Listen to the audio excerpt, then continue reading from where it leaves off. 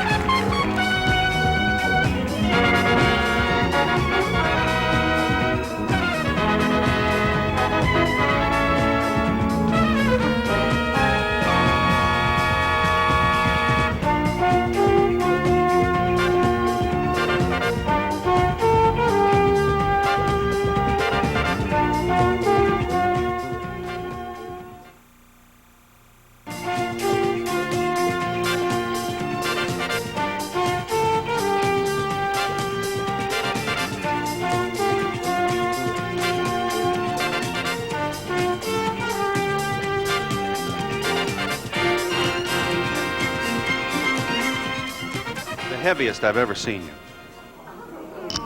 You got a tummy there. That's old style beer, right? Good living. Yeah? You are a little, weren't you, what are you, 227 or something there? 230. 230? That's the heaviest you've ever fought, isn't it? No. You've been heavy? The fought, yeah, it's fought. Yeah. You all right? Hmm? You're kind of nervous, aren't you, on the big show? I'm scared to death. I can tell it. These people have some hard hitters for you. Watch this angry question. Hi, I'm Tessie Prusner from Arlington Heights, Illinois.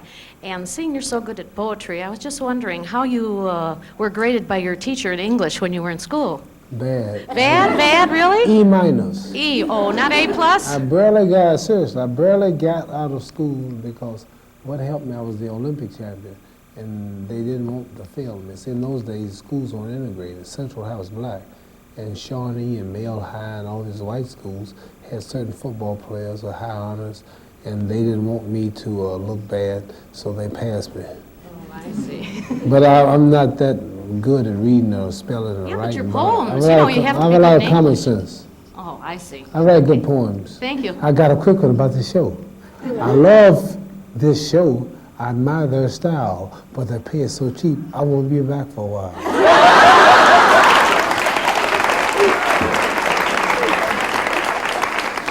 Gallagher from King and Prussia, Pennsylvania, and I'm a teacher, and I'd like to teach you reading since you're not too good at it. Would you be interested? Not really. It's the hardest thing. I really hate it.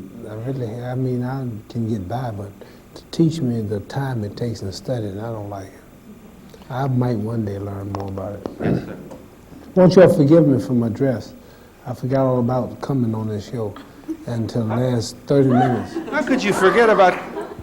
I forgot, so I didn't have time to get dressed. I listened to your friend Howard Cosell this morning, My and he friend. said Ali is getting old, he's lost a step, he talked about Ledoux, and he said the only reason you continue to fight is you can't turn down the money and you need it. Why do you continue to fight? Well, Howard Cosell is always talking. I just fight a 15-round fight, naturally I'm winded. He gets the mic. Muhammad, you're tired. You're not the same man you were 10 years ago. And that shows you the limit of his intelligence. Who is the same they were 10 years ago? I'm gonna ask his wife, is he the same he was 2 years ago?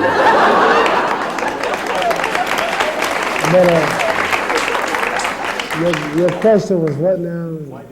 Why do you continue to fight? Well, I'm doing a lot of things, national, international, business-wise, where we live in a funny world. If you don't have no money, or if you don't have a name, you're nobody in this civilization we're in.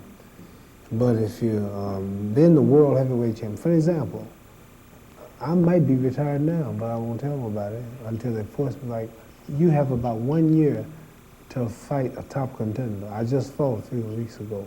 So I can hold this title for 11 more months before I'm forced to fight.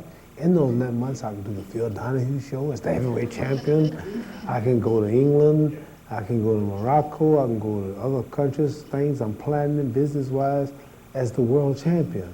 And you have more influence. You can be paid more. So therefore, I'm going to hold my title for 11 more months. I might defend it, I might not, but I got them all in suspense. And what Howard Cosell don't like is because I tell him off, I talk to him like I want to, I pull on his wig, threaten to pull you off. And anything he can say about me, he'll say. But they don't know what I'm going to do. I might fight, I might not, but I haven't decided yet. You are the game, though. That's the whole point. Let me just, if I was a fight promoter, the worst thing that could happen to me is for you to get beat.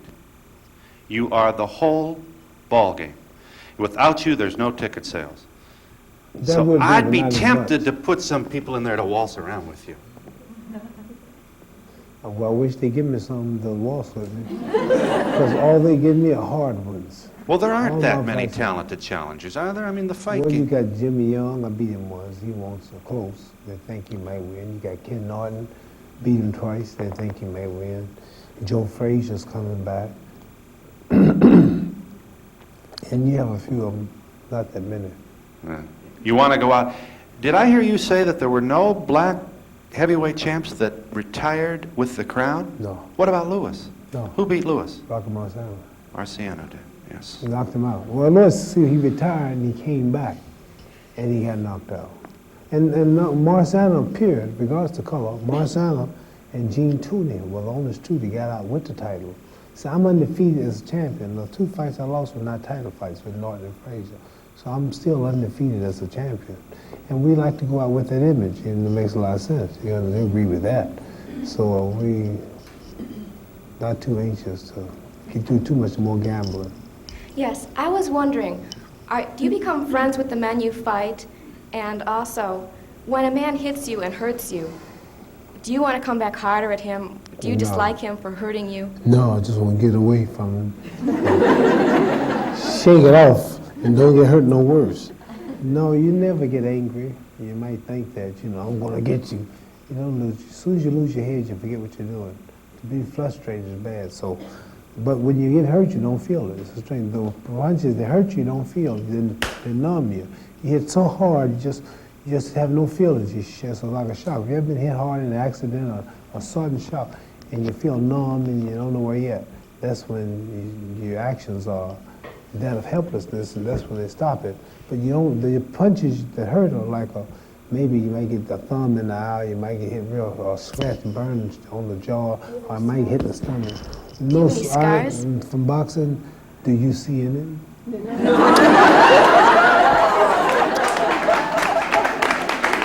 There was a. I got a couple of scratches from boxing as an amateur. I butt heads, so I got a scratch in my eye. There was a kid in your high school who had a punch. You said the all-time punch. If he ever hit you, he hit you so hard, he killed folks in Africa. Yours in Europe. You'd never get up. And everybody said he's going to get you, or what was that? Corky Baker. Corky Baker? Yeah. You remember those things when you're small. We all got those stories. Was that the last time you were scared? Was Corky scared you? No, I never, a little bit nervous. We've never been scared. The only thing I'm frightened of is the bad airplane flights. When the pilot says, ladies and gentlemen, fasten your seatbelts. It looks like we're going to hit a light thunderstorm. We're going to try to get around it. The wings are doing it already. He hasn't hit it yet. Well, tell him about Corky. What was Corky's problem? If he hit you, that was the end of the fight. He picked up cars, you know, in all neighborhoods. You think when you're small, everybody was scared of him. You make you bring him your lunch to school every day, and he's just a big, bad muscle guy, black fella, bad. Everybody was scared of him. And one day he started boxing. I was the Golden Glove champion, and he put the gloves on, and they said he was going to kill me. We had a show called Tomorrow's Champions. And see, what happened was if he had got me on the street wrestling or physically, he'd probably killed me. But when it comes to boxing, muscles don't mean nothing.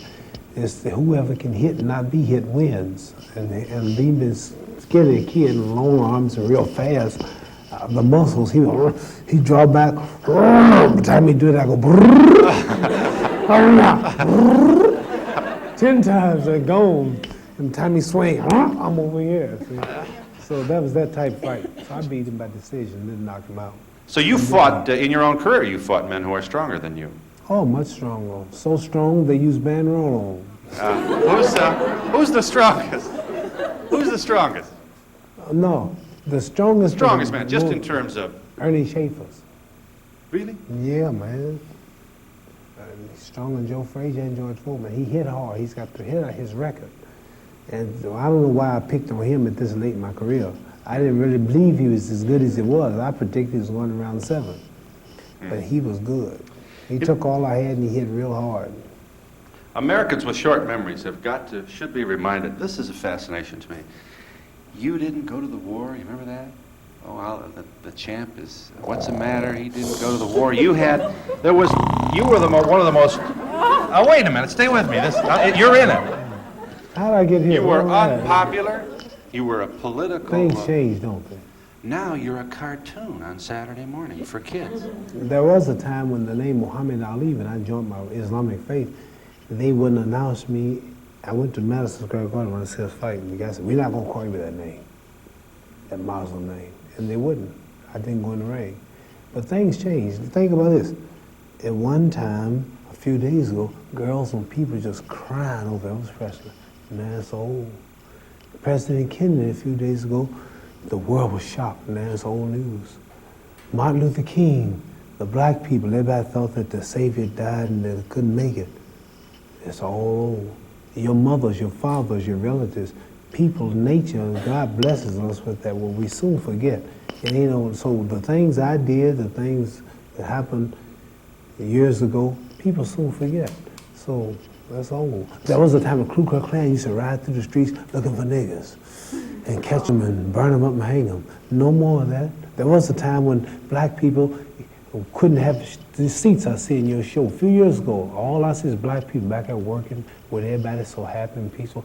Things change. Time brings about change. The winter, summer, fall, seasons change. So therefore, that did happen, but it's old now. That means that you're going to be the greatest for a very short Of time. all time. But wait a minute. What's the point of your story is don't take yourself too seriously. And nobody's that good, and the cemeteries are filled with indispensable The point of my people. story is, I don't care how bad something is, tomorrow's old news.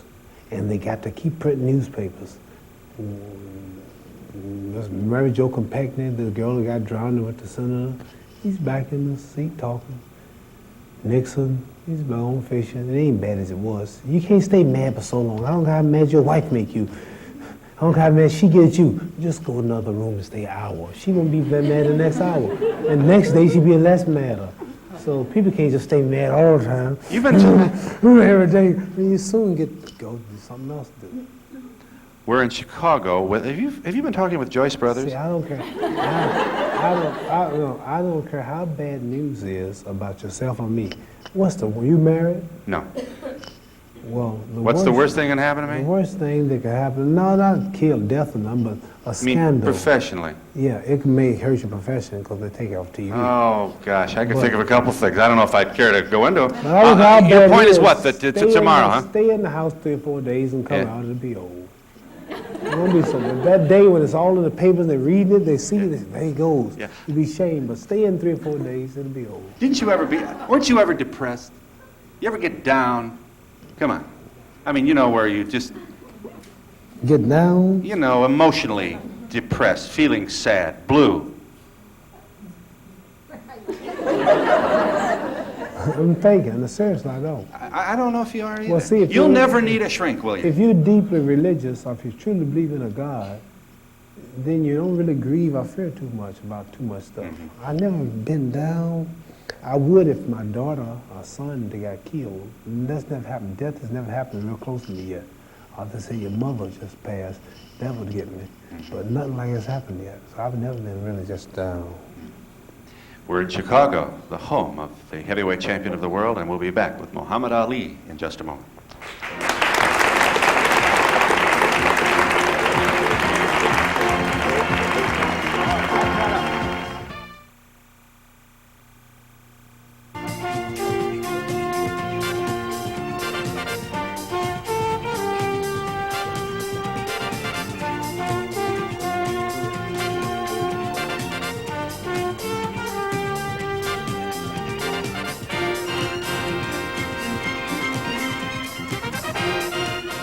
Muhammad Ali is with us. I thank you for calling. Is the caller there? Is that me? Yes, go right ahead. Champ? Yeah. I want you to know you're the greatest. You're the best fighter, the Tell me something new, man. It was, but I got a question for you. Yeah. Since you're the greatest, why are you so afraid to fight Ken Norton again?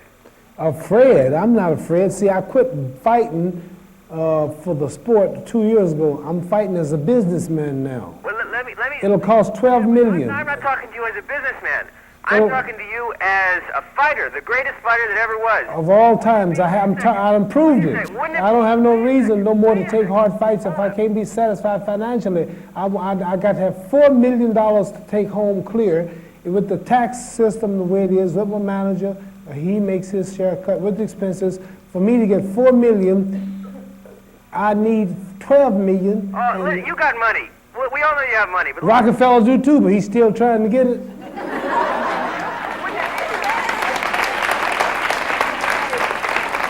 I've whooped Ken Norton. I've knocked out the man that killed Ken Norton. George Foreman annihilated him. I annihilated Foreman. Champ, listen. Wouldn't it be the greatest thing for you to end your career by proving that you're smarter, even that you've got the experience and you can outlast and outsmart this guy at the end of your career? He's got to fight Jimmy Young. I got to fight the winner. You know you had trouble with Norton, but now you've seen Norton as 3. I had more trouble with Ernie Shavers. I don't, excuse me, but sir, your question presumes he's not going to fight Norton. You will fight the winner of the Young Norton We'll get $12 million. All right. I'm too great now, and I got too much fame, and I'm too pretty to be all those tough fights and not getting paid. I don't need Norton. Hang on just a moment. Hang on a moment. Okay. I'd like to know, how would you have felt if you didn't win your last 2 fights, and how would your life have changed? Would you have protested?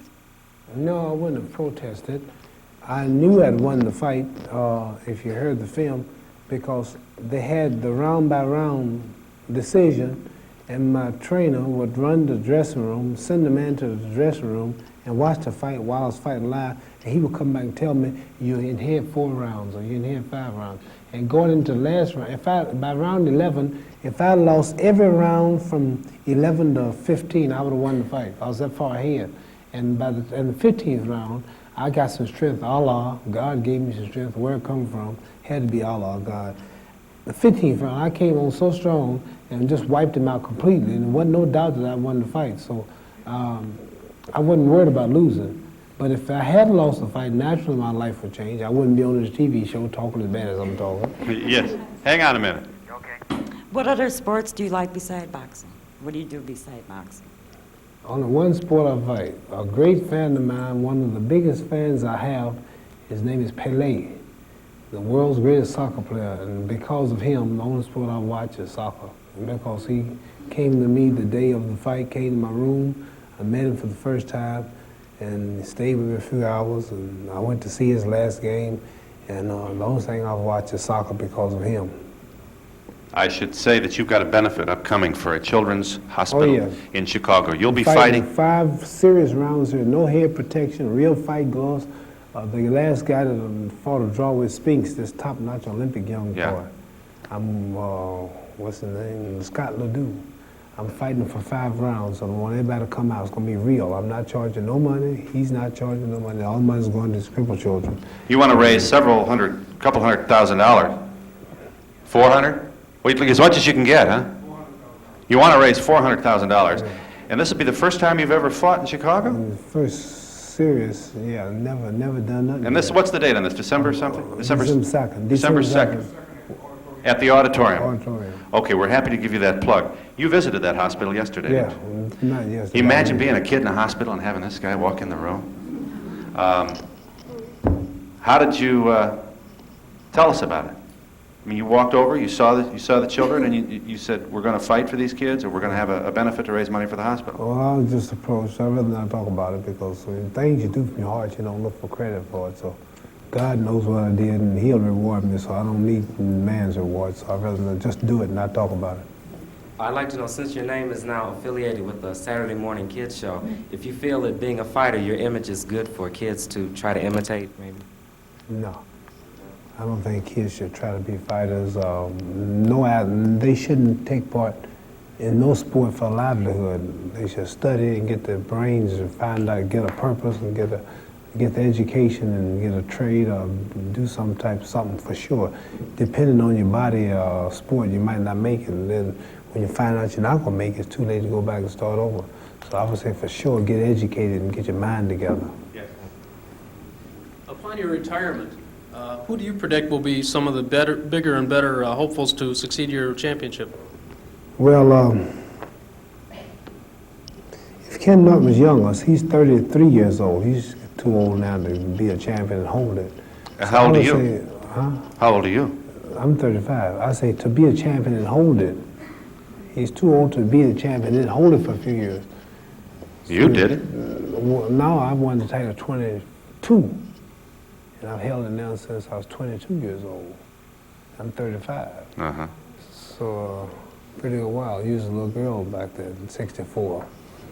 And so if Norton's too old, then who? How about Leon? Leon Spinks would be the man. Right now, from what I see, you never can tell. They come from nowhere, like I did. I came from nowhere. They thought I was just a loudmouth. But now people listen. I was just wondering if ever in the beginning of a fight, if you acted like you were hurt just to get like a psychological advantage over the other guy, like in the Shavers fight. I do that all the time. Do you really? You do that all the time, you said? It's a lot of time I get hit, I'm watching him. I decide he comes in and trick him. That's a good question. So I think he'll be fighting Norton. You think so? Sure. Well, you know, Is he going to commit himself to fight? It'll be the same. I'll tell you now. I'll beat Norton by about 1 or 2 rounds. It'll be the same old drag, always. His style and my style, they clash. Well, I think it'd be a great thing for you to go out on, champ. You know, one last challenge. I fought him 3 times. Why you got to fight him 4 times? I think that's great. Fight him before it. Listen, the thing about you is you always came up to the challenge, and I think one great last challenge would be a great thing for you. No, I just fought the best one, Ernie Shavers. Norton. Oh, you outclassed him. Norton don't want Shavers. The Madison Square Garden, all the promoters told me, and Norton admitted he don't want no parts of Ernie Shavers. He would knock him out. He's a bruiser, you know.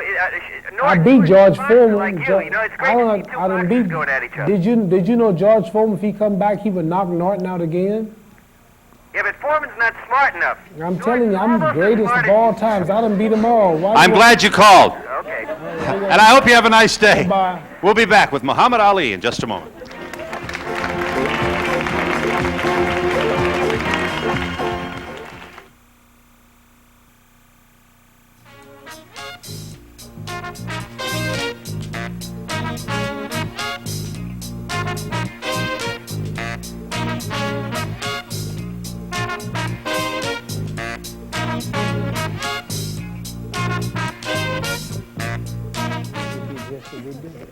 What is that? Somebody brought some boxing gloves in? That's wonderful. Would you kindly... They're for you. I know they're 8-inch. They're 8-ounce, too. Those are dangerous. Let me put... Hi, is the caller there? Yes, I'm here. Go right ahead. I see in a magazine here that Antonio Inoki wants to take him on again. I want to know if if he can handle him, if he would take the match. Would you take the match? I was supposed to fight that Japanese wrestler, and some certain people got me in the room and told me we going to rehearse the whole thing. That's after I signed the contract. I said, rehearse it. And then I went to a room and they did a few flips. They showed me how wrestlers fake. And then I was supposed to get in bleed. And this hadn't happened. And even whatever the reason, at the time it was wrong, but later the people found out that the whole thing was bad, and the man who got the people killed and sent them there was wrong, and later they pulled out and admit their loss. So in the end, I was judged as sincere in my religious beliefs by the law of the land, the Supreme Court. They all reviewed my case, they tapped my phone, they followed me, and they said I was sincere, and they took all the crime off of me that they said I had committed. This was by the judge of the land. The government finally admitted. These are the white people who in the Supreme Court, they all said you're right. However hard you might want to get them about it, I was crucified before they judged me. God declares holy wars. That is part of the Islamic belief? All through the Bible and the Quran. If you read it good, you'll find out how men fought in the name of God. Yeah, that makes me nervous, Muhammad, because I want to know who's going to be doing the interpreting. You know what I mean? How do you know that it's... can't I, as an egomaniac, say, this is, Hitler said, boy, God wants me. I'm sure he had something like that. Or he probably believed that himself. Don't you worry about some messianic guy? Hitler wasn't no God-sent man. He wasn't talking about God, was he? No, but, all right, maybe you're right, but the history of man is replete with instances of somebody deciding that God wants me to punch you in the nose. No, don't. You know what I mean? You're not worried about that. You got too close. Huh? Yes. My name is Marcia Murphy from Boston, Minnesota. Were you an athlete as a child, and what advice would you have for children? I wasn't an athlete as a child, but I think athletics is good for children, for the health, but I want to try to make a livelihood out of it. Were you in any other sport? No other sport. I started boxing at 12, and today I don't follow no sport. I don't watch nothing but soccer. Hi, I'm Madeline Volpetta from St. Anne, Illinois, and I want to know if you're afraid of fighting that Italian fighter, you might fade out like Joe Louis did, you know? You should think about it. You think he should be afraid? You talk about Rigetti? What is his name? Am I afraid of what? You're suggesting that he's afraid of the Italian? Yeah, I mean, Joe Louis faded out, of course. You Italian? Right. Hey, sister, how you feeling? Fine, brother. No, I'm not naturally. I'm conscious of going out a loser after doing so much good, but I don't worry too much about it. I'm Antoinette Germain from Sheldon, and my son said if I didn't ask you this question, I couldn't come home, so he'd like to see your muscles.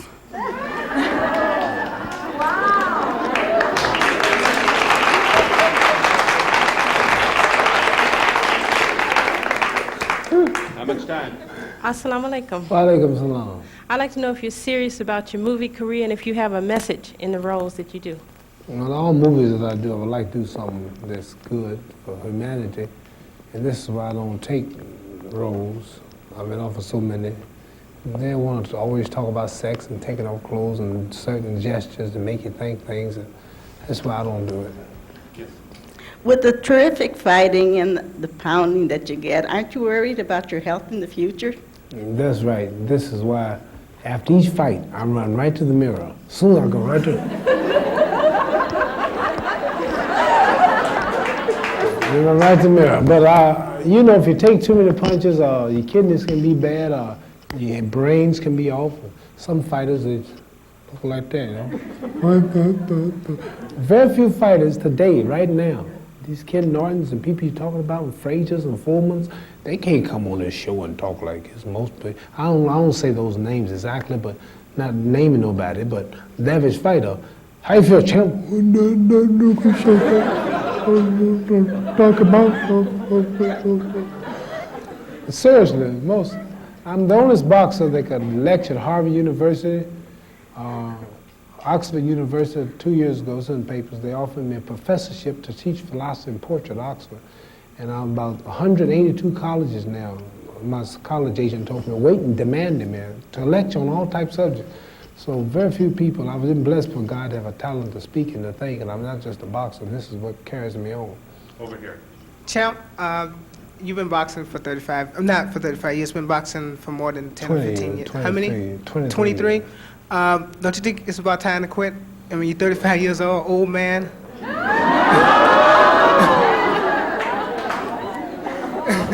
If I had a lower IQ, I could enjoy your question.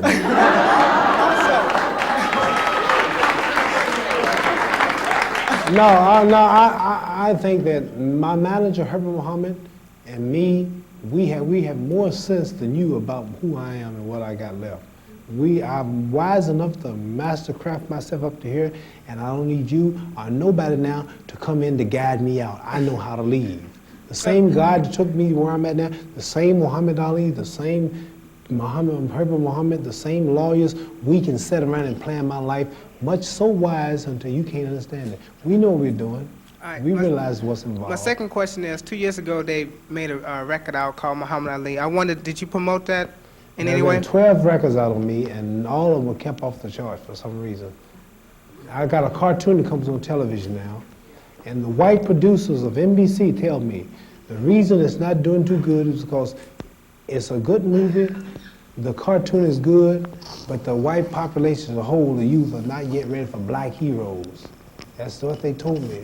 NBC, one of the big men on the show. Because I come off good, I'm always beating alligators or crocodiles, and the Tarzan is the hero in America. They're white. The Spider-Man, Superman, these are white images. Jesus, the Lord's Supper, the angels. This country is based on white. So therefore, it's going to be a little while before they start to recognize and little children start looking to black images. So this is why the cartoon don't do the things it should do. Yes. Hi, I'm Barb Oldenburg from Wilmot, Wisconsin, and I was wondering, you said you were into a lot of businesses. Is that the line you're going to follow like the rest of your life, or are you going to... I don't think I said I'm in a lot of businesses, because I'm not. I couldn't have said What do you do when you're not fighting? Well, shows, TV shows like now, sit at home, my phone rings. When I get home, I'll have I got a call today from Johannesburg, South Africa, from the black leaders of South Africa, want to know if I can come over and give the people any morale, or what can I tell them. And I've been offered so many times to go, but I've been protested by so many African countries not to go. But I have so many calls at home. I'm always on the phone. I'm going places to speak. I'm always doing something. I'm stay busy. I'm never at home. I'm getting ready to go to a place called Benghazi and Tripoli, Libya. Colonel Gaddafi, the leader of Libya, has invited me and my family to be in his palace for a week just to visit the country. I'm always doing something. I don't know what it's going to be, but I stay busy. Hi, is the caller there? I am. Go right ahead. Yes, I'm Tom Redpath from Springfield, Illinois, Lee. Yeah. Can I call you Lee? Yeah. Okay. Not much time. Okay, I've been watching your fights, and I see in a lot of rounds that you have that you're super good. In another round, you seem to play and lose your style. Now, why don't you concentrate on your better fighting abilities? I don't know. Maybe you should be my manager. I love you. I've been with you since before you beat the... Well, see, I tell you what, my friend. I do a lot of things you might not understand. Yes, I know. One round I might win the round, I might fight a good fight. Next round I might lay on the ropes. Because I burned so much energy that round. This calculator built inside is telling me that you cannot fight this whole fight. You put everything you had on the man. He didn't tire, you didn't hurt him, and at this pace, I know myself, I cannot keep it up. So you better rest the next round. Right. And this is why I fight like I do, because I know myself, I know my condition, I know the man I'm fighting. You can't understand it, but I know. Like I heard something once that says, our knowledge is too limited to judge the actions of God. People say, why all these kids got polio? If there's a God, why did that plane crash and kill all the people in Canary Islands? Probably somebody's on the plane is going to try to be worse than Hitler. I don't know. I don't know why God killed him. We can't question God, and you can't question, nobody can question me on why I fight like I fight. And I got a break. Thank you. We'll be back in just a moment.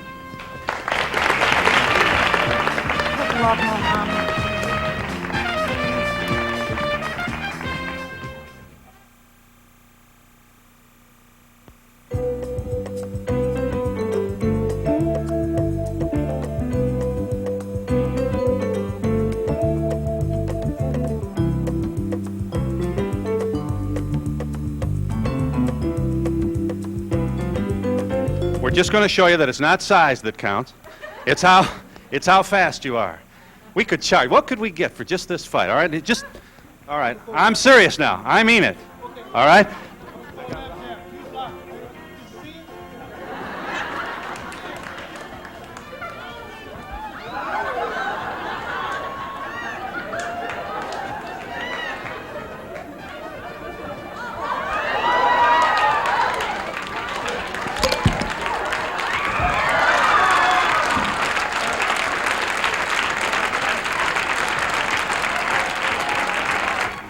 services provided and promotional fees paid by the new Ford Fairmont, a car built for today but designed for the years ahead.